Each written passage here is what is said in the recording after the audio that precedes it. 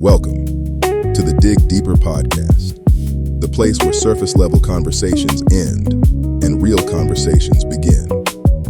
Every episode, we're digging beneath the headlines, the opinions, and the assumptions to explore the deeper truths behind the topics that shape our lives. Let's dig deeper. All right, welcome to the Dig Deeper podcast, a place where surface level conversations end and real conversations begin. I'm one of your co-hosts, D. Hazard Allen. And I'm Chad Jones. You know what? Whether you in between and the left or the right, you know you're in the right place. So let's dig deep and let's get to some topics that we all want to know about. We all have questions about, so let's get to it. Let's get to it. Today, we're digging into a topic where most people love to talk about it, but it's the most misunderstood topic in the world. Misunderstood. And that's love. So why is it like that? Why is it that way? Why do you think it's misunderstood? I think because it's so complicated, man. You know what? You have a point, because the late great Luther Vandross said it. He said it's something so profound. He said love is something that everybody is trying to get right. I don't even know if it's something you can actually get right. I feel like that's not something that's a standard. That's like real talk. It's honestly just, you just got to do it and figure it out on the way. All right, let's so get into it. The first topic for love that we're going to address is love and conditions. Okay. So what is this? We hear love and we hear the most thing is unconditional love, right? And a lot of times when we think about unconditional love, we think about what's stated in the Bible, right? But then there's this other one about self-love. And there's some controversy between those two, right? Okay. So the question is, does unconditional love mean unconditional access? Oh, that is a good one. Does unconditional? Okay, I'm going to say no. Because I can still love you from afar. Now, when you're thinking it from the Bible standpoint, is that the angle that we're going at it? Well, I want to take it from any angle. Remember, this is digging deep. We're going to have conversations, things that people don't like to talk about. Okay, let's just say relationship. If I love you unconditionally and you hurt me, do you still have that access? To a degree, for me. I mean, it just depends on the person. That's true. I do feel like it is definitely dependent on the person, for sure. And it's dependent on how you show love to somebody. Because you could say you love me, but you really don't love me. That could be just a script in your head that works for people, right?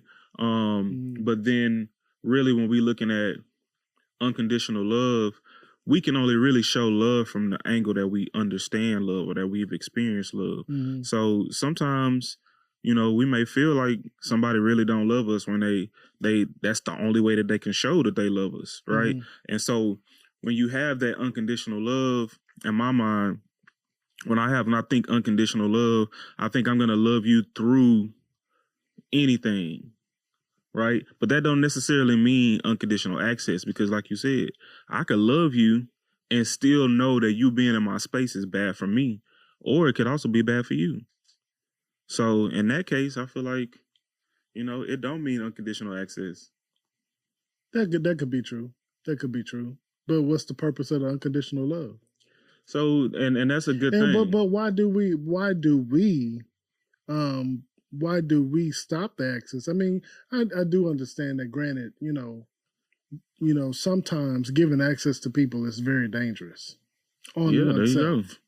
It's very dangerous on oneself. So yeah, I do understand that having that love, you can still, stop the access to that. Yeah, I get that. Yeah. I mean, because you can know, like I said, if somebody know how to love and their way of showing you that they love you is by constantly criticizing you, and you know that don't work for you, then why would you continuously submit yourself to that? You see what I'm saying? Right. Because that's not self-love. Because if this person is hurting me, then I don't love myself enough to say, stop it. Not me. Because I feel like, there's a place in a person's heart, as it is, that you have to keep clean and pristine to where nobody has the right to violate you. Mm-hmm. Because that place That's is a where word. you go inside when you need to talk to God. And when you need to talk to God, it needs to be a place to where it's pristine and clean. It needs to be no type of rubbish or anything surrounding it. Mm-hmm. So I liken it to that. You have to keep that place clean Mm-hmm. to where nobody, mother, father, sister, brother, spouse, nobody has the right to violate you. And that actually goes to the point that we were talking about, really. So unconditional love and then self-love, which is establishing those boundaries, right? You made a good point, like having to be clean and pristine when you are presenting yourself to God. You have to have those boundaries, because if you don't have those boundaries, then that can disturb your cleanness, That's it. So That's why you must keep it clean. You must. Because, it's very important, because when you go to talk to your creator, you can't have all that mess going on, all that drama, all that stuff. Yeah. Yeah, boundaries is important. I really feel like that. Jesus even had boundaries. He said he wasn't going to cast his pearls among swine, right? He had boundaries. Yeah, he did have boundaries. So let me ask you this question. Is forgiveness proof of love, or is it proof of low standards? That's a good question. So is forgiveness proof of love or proof of low standards? I'm going to say forgiveness is an aspect of love. The low standard part, and it kind of go back to what we were talking about, right? That access. I can forgive you and not give you access to me, and I can still love you one and the same, right? So me forgiving you is an act of love, because now I'm releasing whatever the offense is that you did to me. I'm releasing it, but I still have to have some type of boundary, some type of moral compass that helps me to navigate. Because if I don't, then anybody could just come in the door and do whatever. So I think it does represent love, but it can show low standards if you continuously give that person access to you. You can forgive them and not give them access, but if you continuously give access, then that could possibly show low boundaries or low standards for yourself. Well, maybe it's just, could it be just love at work? It could be. I mean, because, I'm going to be real with you. I have put up with some things. You have put up with some things, all out of love. It doesn't mean that you have low self-esteem or low standards. It just means that, hey, man, I love this person, whether it be a family member, a friend, a spouse. I love them enough to keep putting up with them in order for them to see and come to the light some kind of a way. Yeah, I can definitely understand. Yeah, that. but you know what I'm saying? Because I feel like the world is so unforgiving. They're all about their little bitty old self. You know what I'm saying? You know what I'm saying? Selfishness. Mm-hmm. You know what I'm saying? To where I get that's not minimizing the hurt that's been done. But man, you have to understand that a lot of people haven't experienced love. Yeah, that's true. And to be honest, love to a lot of people holds a different meaning. The love to you may mean something totally different to me. Yeah. And we see it all the time, because people all the time don't know how to really love. It's based on what you experience as far as somebody saying they love you and how they've treated you. So we can only really go according to what we've learned. But some of the times when we get a lover into our life, they learn love, like you said, in a different way. Mm-hmm. So now we have to learn to accept their love, or adjust our love in a way that kind of just helps the relationship continue to flow or, thrive. Mm-hmm. But really is we all still trying to figure it out. That goes back to the original statement from when we first started. It's about trying to figure it out. Mm-hmm. We don't have all the answers, and love is not something that you can just write a playbook on. You know, it's different for everybody. So I do feel like it's good to forgive, and it may not necessarily say that you have, you know, low standards or whatever, because you probably could love that person. But this is where I think the self-love has to come into play too. Mm-hmm. Because if you don't know how to love yourself, then you won't know how to recognize when somebody truly does not love you. Mm-hmm. Mm-hmm. So it's going to be hard to figure that out, to discern between that. So you have to have that self-love, and sometimes that self-love requires you to have boundaries that you really don't want to have, but you got to have them. Mm-hmm. So where do you draw the line?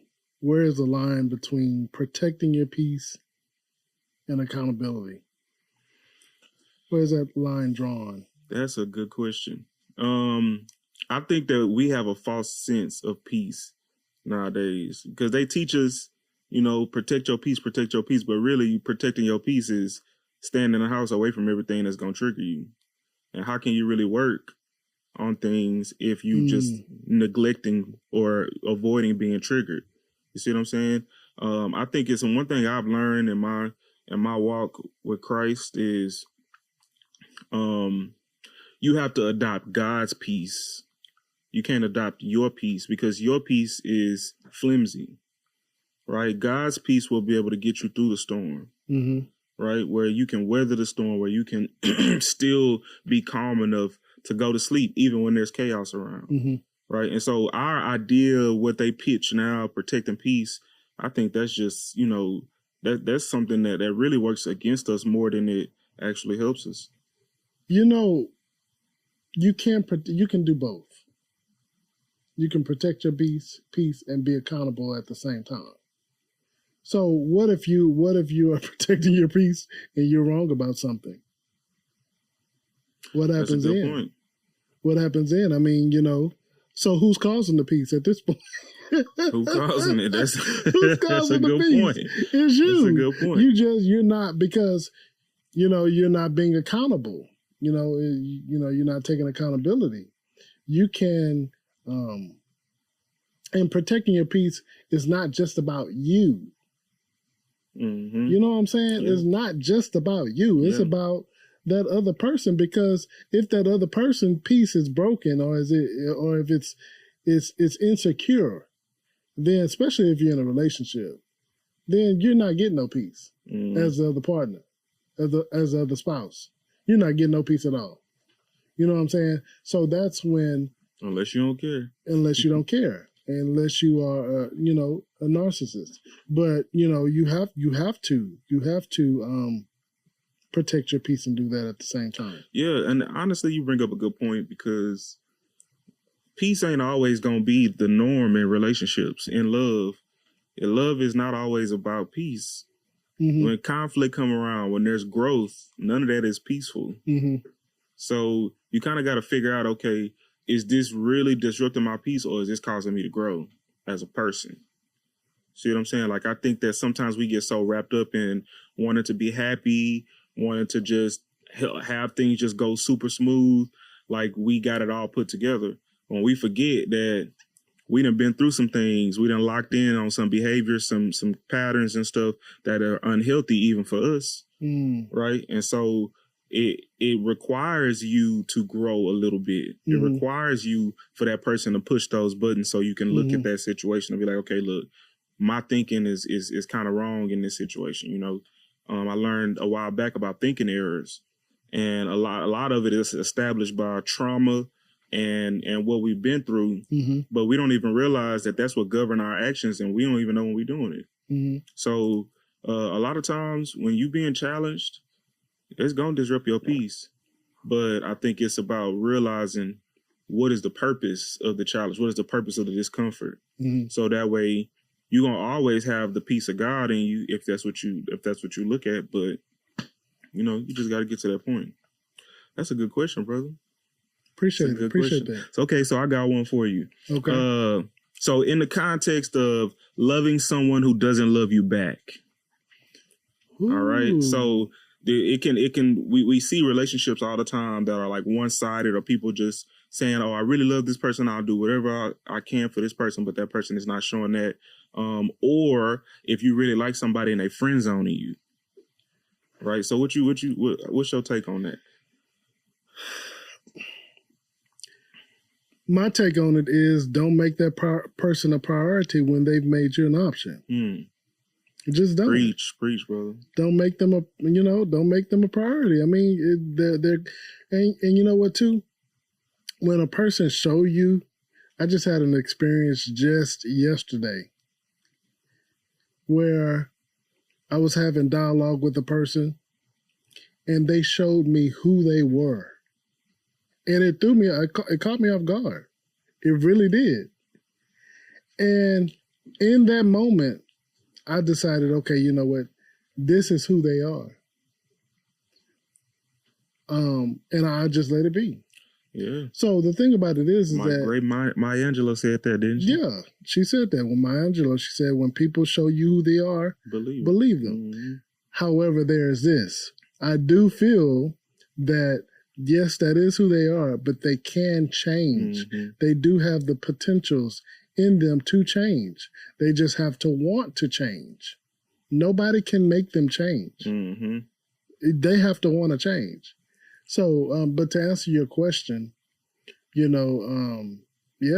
if that's, because they don't see the value in you yet. Mm-hmm. Especially if they're doing the friend zone thing, or they doing this one-sided, they just soaking up everything you got or you giving, and they ain't doing anything. Okay, so follow-up question. Do people fall in love with the person or with the possibility? It depends on the person. It depends. It just depends. Some people are opportunists and some people are hopeless romantic. And I think that's like 50-50 of the world. Yeah, honestly. and see, like with me, I believe in love. I want to feel love. I want to be loved. I want to love somebody. You know what I'm saying? Yeah. That's just me. You know what I'm saying? I feel like, you live longer if you can love somebody or if you being loved. You really do. But unless they driving you crazy. Right. So, I mean, and then some people, they're complete opportunists, man. They see an opportunity. They want to get up on that. They use that, and it's crazy, but they do. They'll use somebody just for the opportunity to say that. You know what I mean? Yeah, that's true. That's true. I don't know what that's about, but yeah. Yeah, people love to use you for what you got, man. Use you. Yeah. It seems like that's the culture nowadays. We got to look out. We got to watch out. Watch ourselves. So let me ask you this: so if no one knew you were together with your spouse, would your relationship still be valuable? In other words, if you had a private relationship, would it be just as valuable to you? Well, that depends, because I'm all about discretion and privacy. But it depends on what kind of privacy you're talking about. Like, is it known that we really together and we just being discreet about our stuff, or is it that you don't want you ain't trying to have it be known that we together, right? So those are the questions for me that got to be answered before I can say that. But normally, I like the fact of discretion and kind of being private, because truth be told, everybody don't got to be in your love life. You don't. That's right. That's not something that I feel should be broadcasted to the world. But on the other side of that, when we go back to that first question we just came from, that one-sided love, right? If I'm claiming you and everything else, then yeah, I need to make sure you claiming me. I need to be confident and sure that you for me, because if you for the streets, then, gonna be for the streets. But I need to know for sure it's for me. And, stuff like social media and stuff, people be putting on for the gram. They be putting on. So, it's not really that big of a deal when it's on social media, but. Are you sure? I feel like everybody want to be validated in a sense. Right. But it shouldn't be that big of a deal, because most people are putting on a front on social media anyway. So it ain't really ever real. But as long as I feel like you really claiming me, we go out, you ain't acting all distant, like we just homeboys or homegirls or whatever the case may be, as long as we not acting in a sense like there's like it's not what it really is, then I don't mind discretion. What about what's your take on it? Well, you know what, man? People are like vultures. And I feel like when you put certain things on social media, they're like vultures. They will pounce. And yeah, you ain't lying. They will, yeah, it's the truth. And the thing about it is that I'm in my era to where I want to keep as much of what belongs to me private. Yeah, I pop out with it, show, you know what I'm saying? But it's because it's a lot going on, man. People inboxing, you know what I'm saying? It's just, there's too much going on. So I do believe in privacy, but also believe that it should be like a balance. Yeah, I agree. Because in a sense, you don't. I honestly, it's like a catch-22 because when you are private, that certain level of privacy may have people inquisitive and trying to figure out what's going on. But then, are you coming off as you still single, right? Like, are you still presenting yourself single in a way that will make your partner feel like, okay, well, do they really claim me? Or they really, is there something wrong with me that they don't want to, But what if you already know what it is? Yeah, but that's the thing, because sometimes people can tell you stuff, but then what it really, really is not what they're telling you. So that's where I'm big on actions. Actions speak louder than words, and I live by that principle.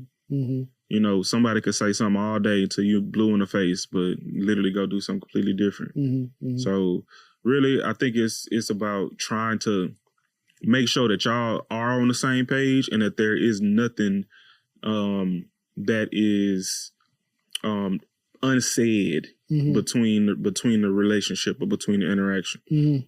I think that's what we really need to look at. Mm-hmm. Okay, here's my next question. Can your love for God require you to leave? Can your love for God require you to leave? Definitely, most definitely. If God is saying that I need to leave, then there's a reason why God's saying that. But how do you know the difference between if you're married? What if you're married? Well, even then, because you think people don't get into bad marriages or marriages they shouldn't have been in? Like, that happens a lot. I do feel like sometimes you can't see ahead. So if God's saying, hey, this ain't it, and you saying, okay, I want to just stick around just to see, because right now it's looking good. And then way later on, now all your finances is tied up in this person. Now everything you're doing is tied up in this person. And then now they true colors come out. Then what? Well, if you would have left when he told you to leave. Make it work. That's true, but I don't know if you've seen this new show, The Polygamist. I don't know if you saw that. That dude was wild. That dude was wild. So yeah, trying to make it work in some situations sometimes ain't the best. That's the only. But you know what? If we want to go biblically, that's the only ground for a divorce. That's true. It's cheating. So everything else, then everything else can be worked on. Yeah, I agree. But then and I think we got we got a lot of controversial questions, but I feel like cheating is one of the biggest grounds to stop a relationship, but there are other things that could literally hinder or stop the relationship from propelling forward. And so in those situations, do you if you see that the person is like stifled, they can't grow no more, they're not willing to grow anymore, then how much is it worth it to hang on? I mean, it just depends on if that person will hang on for the growth. Because again, as you grow older, but some people never change. So you know what, to answer that question, I don't think so. Yeah. If they're not going to grow, then if they're not willing to grow, then it's a waste of time. Yeah. Like, I feel like that's what it's about. Being with somebody is all about progression and them being able to compromise and y'all growing together, right? Because it take a lot. You two different human beings trying to make it work. Like, that's very difficult to do because humans are complex. Mhm. You know, we're not simple at all. So I feel like as long as you have that willingness and that try Mhm. in the factor, then yeah, it's worth it to keep going. Mhm. But if that person like, no, this is just who I am, I'm not changing, I don't care, Mhm. then yeah, I mean, I'm just gonna stay here and be miserable? Right. No, Right. that don't work for me. I don't know about you. Right. Man, these some good. We getting deep, man. We getting deep. All right, so look,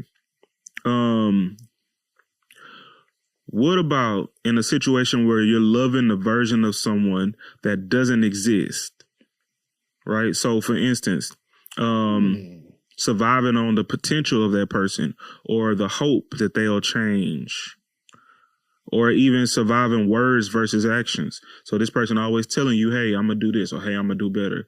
And then their actions don't match at all.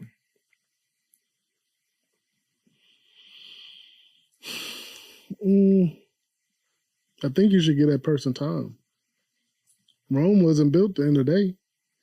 I think that we put unrealistic expectations on people because you have to think about how they were raised. You know, when you and another person merge, it literally is gradual. That's just like putting ice in water. For the ice to become all the way liquid, it's not like that. Mm-hmm. It's gradual. The ice then have to melt. It has to become fully liquid. So it's the same with relationships. We put unrealistic expectations on the other partner, wanting them to change overnight, when it really takes mental gymnastics, so to speak, in their mind to, okay, change to the degree that you want them to change so that they could be conducive for you and them. Does that make sense? Yeah, that's true. I mean, I think they said 21, 28 days to build a habit. Right. So it takes time. And I think that we live in a world to where everything is like instant, man. People want instant this, instant that. It makes no sense. Yeah. Yeah. Well, so aside from the instance, right? So like, let's say a person has their deal breakers, right? And with your deal breakers, you've already expressed these things to this person. Mm-hmm. That you already kind of know what's going on. They know what's going on, but then they keep what they've been through causes them to consistently go against your deal breakers. Then what would be what would be the best approach to that type of situation? Could you be a little bit more specific to? Okay.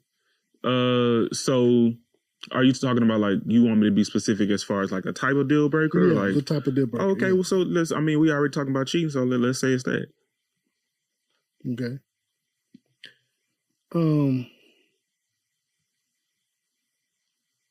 I think you should. What I would do, what I would say, because if apparently this is not something you want right now, so you know, I'm gonna give you your space.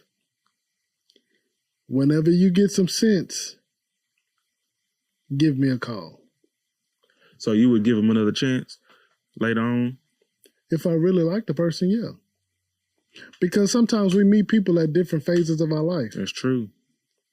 We meet, you know what I'm saying? They are just coming out of something, or they are, they're financially not fit. They're, the situation, you just never know.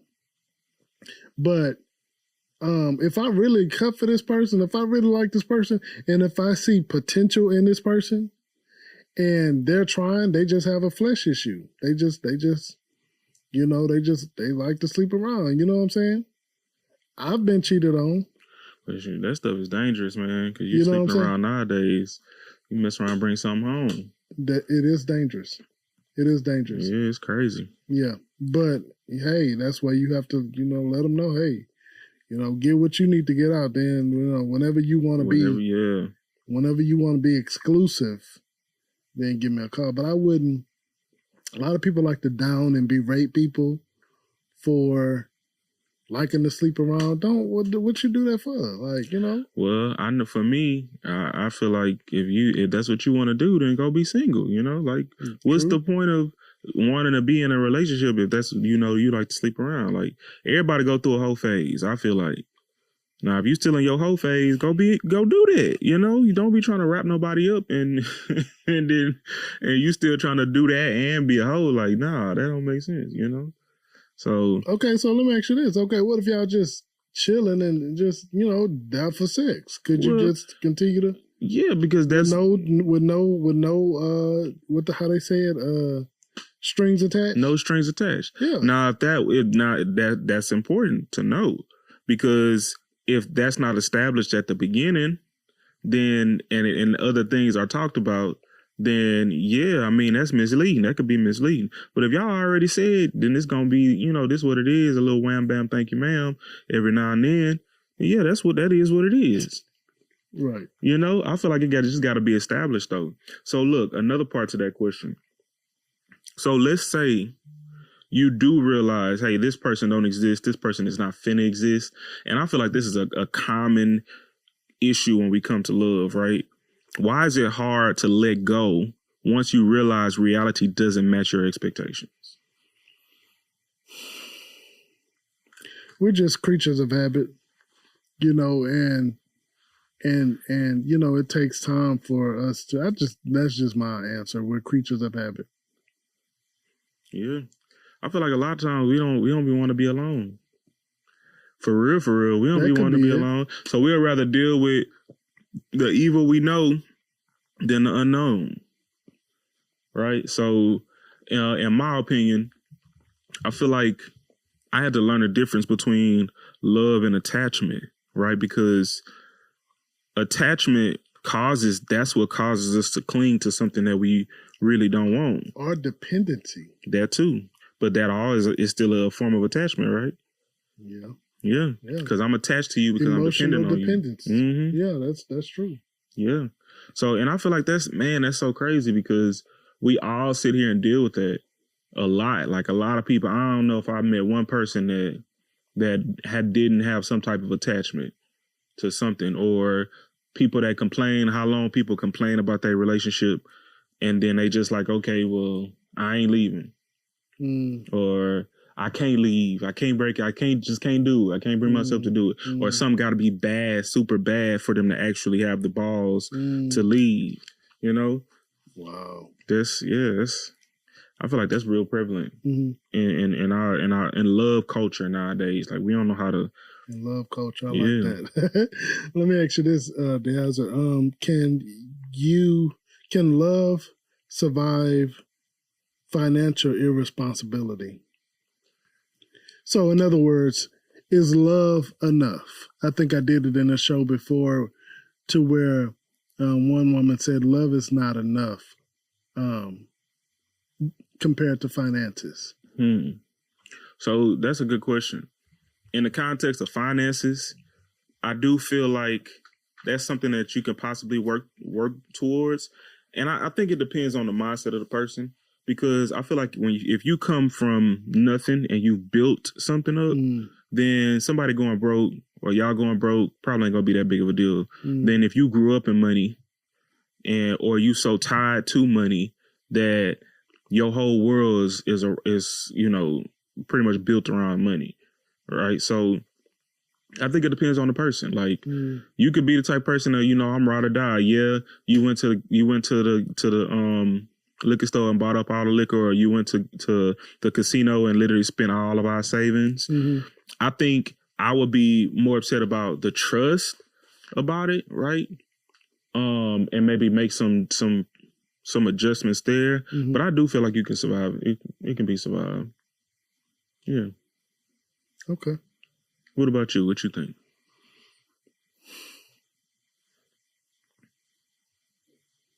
I don't think so.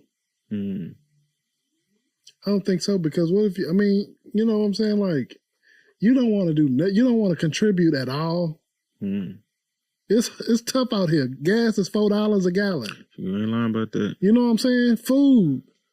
You know what I'm saying? We gotta eat, and you don't want to help. Man, no. Please. I don't know what you're gonna do with these women nowadays, man, because they don't want to do nothing. My bad, ladies. I'm not trying to, man, but y'all, it's man. I love you. I do love you, but the way things are going, you need to be financially equipped.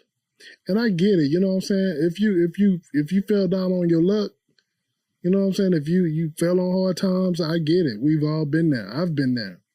More, a few times, more than I would want to mention.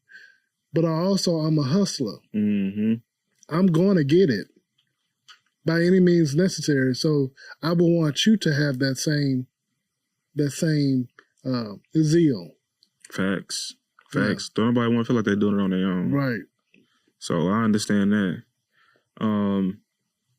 Okay. Yeah, that's a good one. I mean, we was talking about surviving cheating, and now we bring that finances into it, and it ain't gonna sound like it ain't gonna survive, huh? All right. So next topic. So toxic love. Right? Ooh, love. Let's talk about it. Love, but constantly hurting each other. And this is something we brought up earlier, love versus attachment, right? But the question is, can two people genuinely love each other and still become toxic together? Absolutely. And in fact, to me, that was my love language. If it wasn't toxic, it was boring. I like a little toxicness. Even still, even in my, healing era, I still do like a little toxicness. You know what I'm saying? It keeps it not toxic purposely to injure or to wound emotionally, but just, you know what I'm saying? It's a little argument here and there. Yeah, a little argument. To me, that's what I mean. A little argument. Let's argue a little bit. No, it's that boring shit. I don't like it. I don't like it. You know what I'm saying? Like, and that's crazy. We learn, man. I'm telling you, the stuff that we learned about love is we see, okay, mom and daddy arguing. That's normal. That's normal. And then, just to kind of go with what you said, I feel like ain't nobody not toxic. I feel like everybody is toxic. Yeah, everybody. In some kind of way. To a degree. Yeah, in some kind of way. We all have a degree of toxicity. Yeah. So it's just like, okay, but when y'all get together, is y'all toxicity amplified, or do y'all kind of weather the storm for each other, right? So like, if I go up, you can't go up just as much, So if I go up, are you calming me down, or vice versa? So there's always, I feel like there's always going to be a level of toxicity when you're dealing with two different people, and then especially with being together all the time and being the most vulnerable person you're going to be with that person. That's there's facts. Going to be some toxicity, but how do y'all manage it?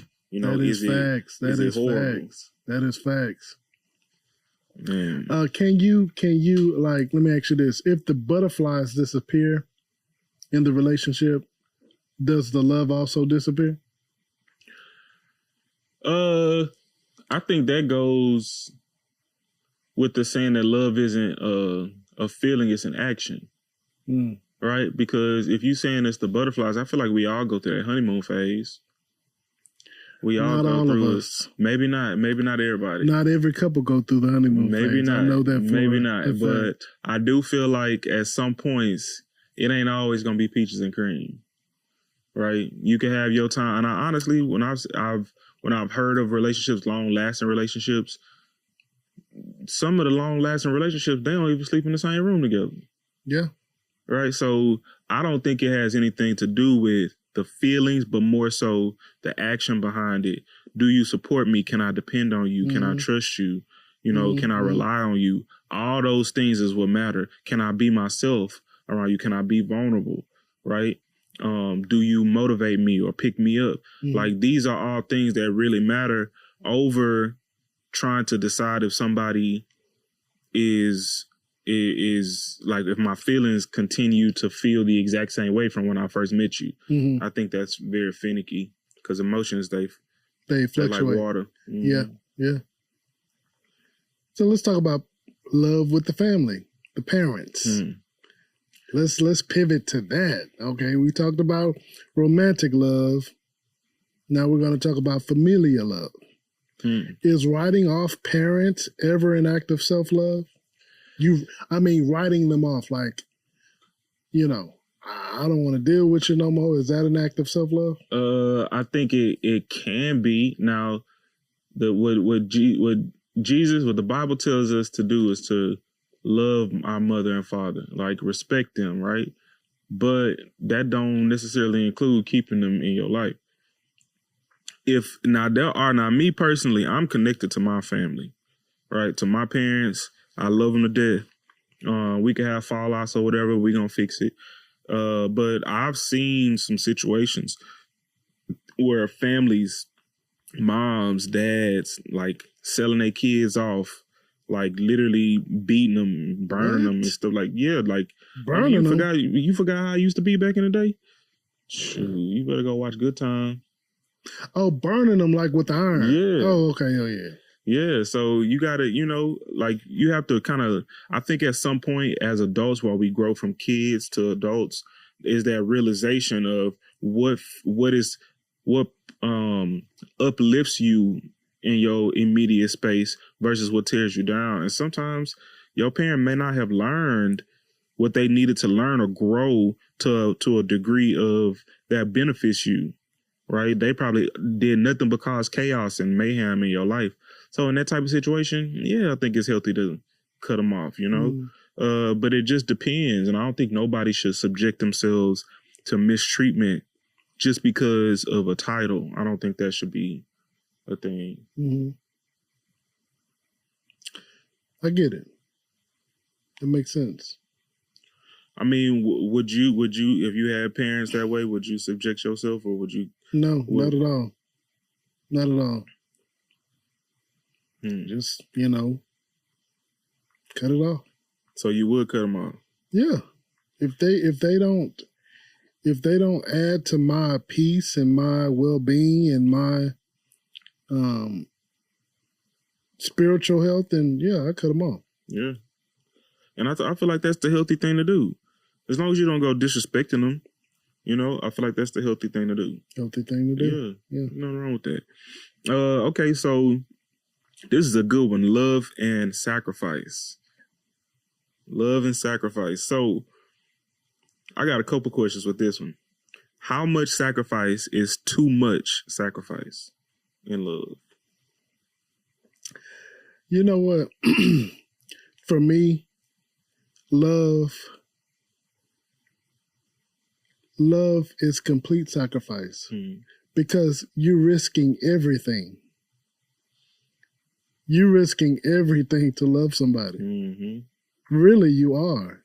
So in loving somebody, you're sacrificing a lot to love somebody and to be loved by somebody. Mm-hmm. Yeah, it's scary because you really just like stepping into unknown territory. You don't know what this person come with. You don't know what you gonna go through with them, what they gonna experience. Yeah. Just like, when you love somebody, love impels you, it propels you to tell the absolute truth even when you don't want to. Because you know how it will make that person feel. Mm-hmm. You're risking everything, bro, to tell the truth. Well, I say the opposite, because sometimes when you love somebody, you got a lot to them. Like if your girl come to you and ask you, do I look good in this dress? And she really like it. Well, that's surface level. Yeah. Well, that's what I mean. I know big lies. Like, that should be honest. You know what I'm saying? That's okay. That's fine. But little white lies to just kind of coddle their feelings. But when I tell tell you, hey, I struggle with this. I have this. And when you don't want to undress yourself in front of that person, but you love, just because you love them, you will risk it all. You will sacrifice it all. That's the potentials true. Of her telling you, hey, I don't want to be with you no more. I don't want to further the relationship because you told me these things. Mm-hmm. And that's a risk, man, because that's a lot of vulnerability that comes with that. But the sacrifice part, that's like, man, like you said a word with that, because it's nothing but sacrifice. You got to sacrifice Nothing yourself. You got to sacrifice your character sometimes. Yeah. And what I mean by your character is some of the things that you, like we said, some of your ego things, some of the things that you don't really need, but it's been holding you for so long, but it's not holding you no more in this situation. Yeah. You know, so that's a big one. Okay, should love cost your peace? No, never. Hmm. Never. But the thing about it is though, what do we determine as peace? Is this a superficial thing? Is it like, okay, you getting on my nerves right now? Like that could be peace taken away. But I mean, we're all imperfect, so we're all going to make mistakes.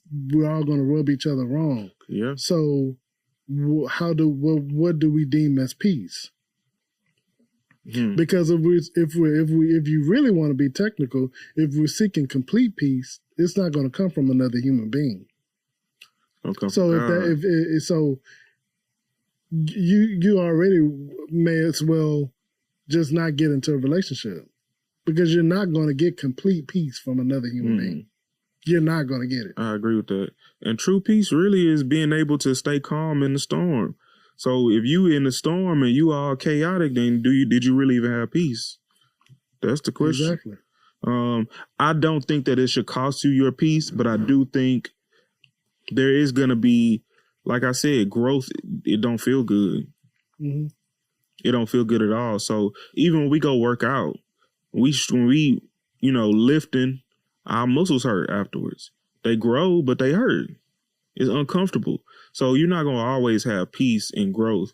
And I think it's important to ask yourself, is this going to better me as a person? Even though it's uncomfortable, it's getting on my nerves, it's pulling my peace, but is this a healthy change? Is this something I really need to work on? Or is this something that's going to push me backwards into who I used to be, and I don't want to be that person?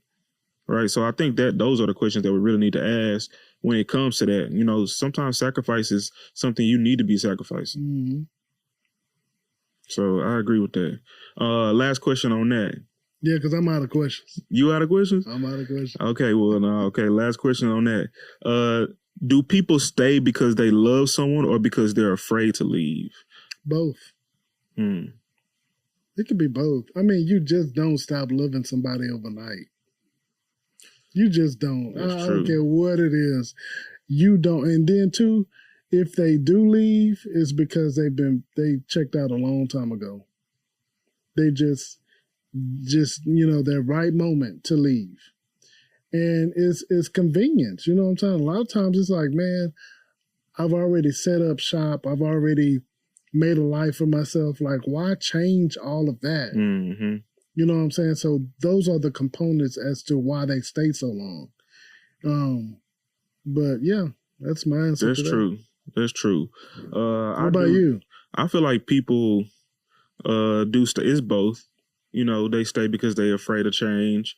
And then sometimes it can be because you love somebody. But that's why I say you need to figure out the difference between attachment and love, right? Because if you stay because you more than likely, if it's attachment, you're going to stay because you don't know what's going to happen later, right? If it's love, you stand because you see the potential. You love this person. You can't just let them go. You don't want to see them with somebody else. So both things are reasons why people stay. But it depends on what it is that is actually messing with in your life, So yeah, that's how I look at it. All right, brother. So I got one more question then. So the context, so we talked about familial love, we talked about relationship love. What about friendship love? You know what? That question, man, I'm kind of a little sad because I'm not where I want to be. I am, but I'm not. I feel like I'm having to grieve a friend that a best friend that I used to have. And it does not feel good at all. Yeah, you know what I'm saying? Friendship, any type of relationship, man, the love is still love is love. And so it's like, I'm the type of person, man. I feel like I'm gonna stick it. I'm gonna endure with you. Mm-hmm. You see Chad Jones' definition, endurance. That's just who I am. I'm going to endure with you thick and thin. We can fix it. Friendships, you can fix. Mm-hmm. You know what I'm saying? You can make it work, just like a relationship. You know what I'm saying? It is a relationship. When it fails, because I invest so much in my friendships and because I don't have many, and when you're really honest with yourself, you really don't have many real friends. That goes for everybody. Mm-hmm. You can, 2 or 3 good friends, best friends. That's it. Everybody else, you know what I'm saying? Yeah. You're their associates, but the best friends. So. What about in the context of friends who are secretly competing with you or are secretly jealous? That's not a friend. That's not a friend. Oprah said one time, she said, Gail and I have lasted so long because there wasn't a hint of jealousy. Not even a hint. I believe it. I believe it. Because, you can kind of see past the facade. And I think that's how a healthy friendship lasts. There's not, I don't want your life and you don't want mine. Mm-hmm. That type of friendship. Like we're comfortable with our own lives and we're just, forging together and combining the two. Yeah. That's what I mean. But it's crazy because sometimes you won't even know. You don't even know when a friend is just like secretly competing with you. You can see some signs. Yes, you do. Yes, you do. Yes, you do. You can see some signs. Because the thing about it is, that's when you don't trust yourself. When you quiet the noise, and you don't take the subtle hints, because they're there. Yeah, they are there. It's just as well as I'm brown skinned. They are there. It will show up. Yeah. And the little things that they say, things that they do, you can see it. Sometimes it take a while though for you to actually see it. Yeah. What about friends that don't support you? They're not a friend. Yeah, I'm a little emotional in that. I'm a little emotional in that. You know what I'm saying? I want my people to support me because I support them. And when you don't support me, I ain't got nothing else for you. And I could definitely see that. I think I learned when I started my business, most people can't support because they don't know how to support. They do. They do. They know how to support. They'll support Tom, Dick, and Harry that they don't know. Oh yeah, I'm posted up here. Come support this and that. But you can't support your friend. Yeah, they know how to support. They just don't want to support you because your light is so much brighter than theirs, and they can't understand it. Yeah, that is a situation. But I've noticed too that there is a lot of situations like that. I will agree. But there are also situations like, let's say what you're doing requires money and they broke. Then they support the way you want it, requires them to give something that they don't have. So what about in situations like that? People make time for what they want to make time for, and people will pay for what they want to pay for. You cannot tell me otherwise. Yeah, they may be broken to you or what they're telling you, but they're paying for something else, what they want to pay for. You feel me? So it's like, you can miss me with that. Now, if they are legitimately financially unequipped, and you know this, everybody knows this to be a fact. If they really have fallen on hard times, then yeah, there's no justification. But when you got a job and you doing this and you doing that, yeah. I think I've learned, man, that trying to get family and friends to support you, I just don't even. If you want to do it, then do it. Cool. But my audience is people that I ain't got to sit here and explain my emotions to about it. Facts. So if I have to convince you to buy it, it's okay. I want to go to the people that I know need it, that's coming to me. You know, and sometimes we look for support in family and friends and stuff. And half the time they don't really want to support you because your light is shining brighter than theirs. But then on some instances, they may not be in a position mentally, emotionally, financially, whatever the case may be, for them to actually provide that support that you're looking for. Mm-hmm. And so sometimes I think having grace on those people is important. But I totally agree. There is some situations where it's just like, nah, you good. Just you ain't even no friend. For real. You got to slow ghost. Right. You got to slow ghost them and just like, that's. I literally just had to do that. That's crazy, but you know, it is what it is. I enjoyed your conversation, brother. Most definitely. You know, with the dynamic of love, because again, love is something that everybody is trying to get right, but we can't. Mm. Because if we did, the world would be perfect. And ain't no playbook on it.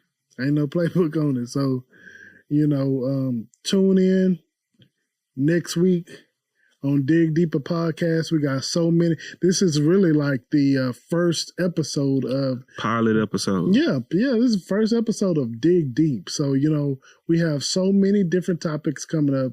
We have so many different guests coming up. So I want you to tune in. There's more to come from us. Definitely. And we enjoyed it.